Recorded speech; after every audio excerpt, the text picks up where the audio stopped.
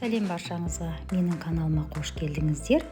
Мен бүгін сіздерге осылай ерекше шабдалдан жасалатын пирог жасап ұсынамын.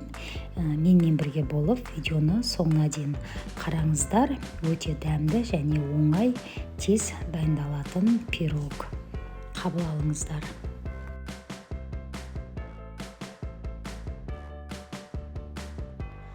Ал көріп тұрғандай бізге 5 дана шабдал керек. Шабдалымыздың ішін тазалап, дәнінен ажыратып, екіге бөліп аламыз. Көріп тұрғандай бұның шабдалы деген, дәні деген қатты өзіне жабыссақ тез алынбайды екен. Сондықтан да пышақтың көмегімен осылай тазалап алатын боламыз.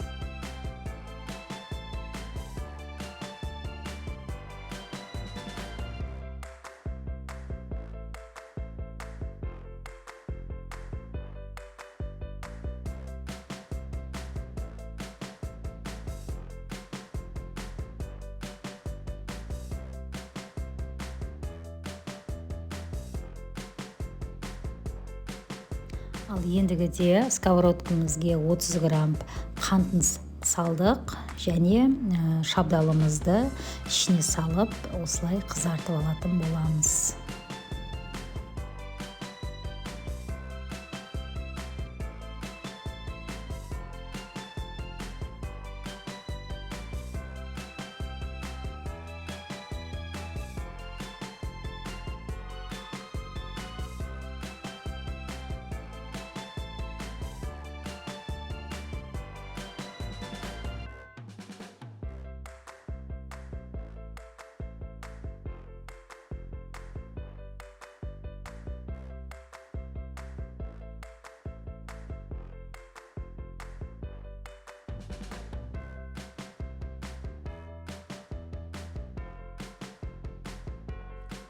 Ал ендігіде қамырын дайындайтын боламыз. Қамырына 3 жұмыртқа және 100 грамм сахарный пудра салдым. Және бір 60 граммдай сұйық май құятын боламыз. Соның барлығын жақсылап араластырып, және 160 грамм ұн, 1 пачка разрыхлитель және 1 пачка ванилин салып, тестісін дайындап алатын боламыз.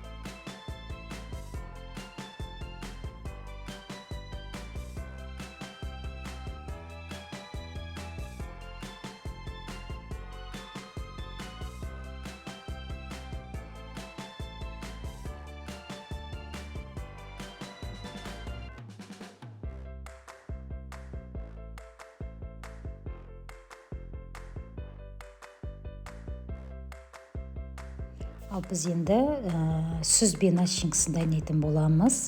Бұны персикпенен бірге салатын боламыз. Бізге 130 грамм сүзбе керек, және де 60 граммдай сахарный пудра, 1 жұмыртқа, 30 грамм кукуруз крахмалы. Осының барлығын жақсылап блендерменен араластырып аламыз.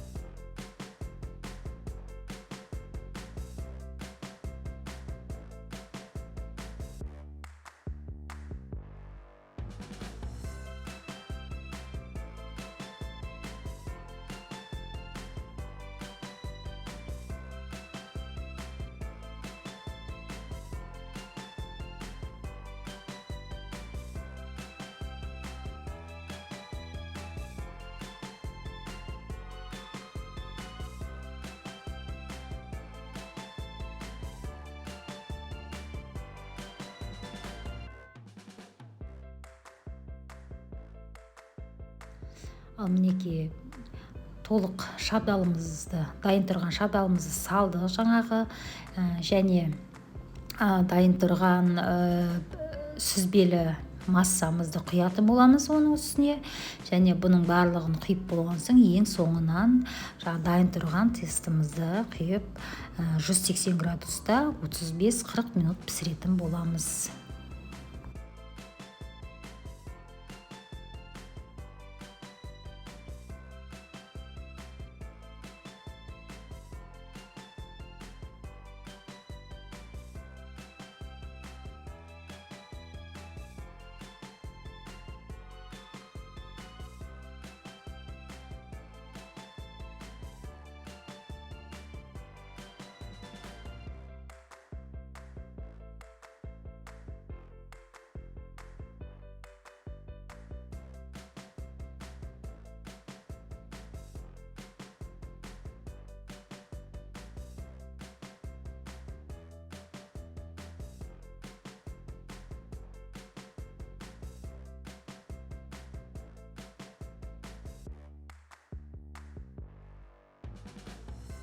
Ал мінекей көріп тұрған пирогымыз дайын болды. Өте күшті болып пісті.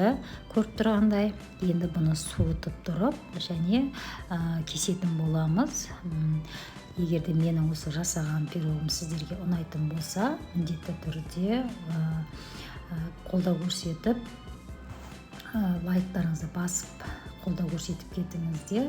Комментарияға өз пікірлеріңізді жазып кетуді ұмытпаңыздар. Алдағы уақытта көптеген тағамдарменен, дәмді осындай тәттілерменен бөлісетін боламын. Менің каналыма тіркеліп кетуді ұмытпаңыздар. Қолдау көрсетіп отырған жандарға алғысым шексіз. Міндетті түрде осы пирогты жасап отбасыларыңызды қуантуды ұмытпаңыздар. Рахмет менімен бірге болғандарыңызға.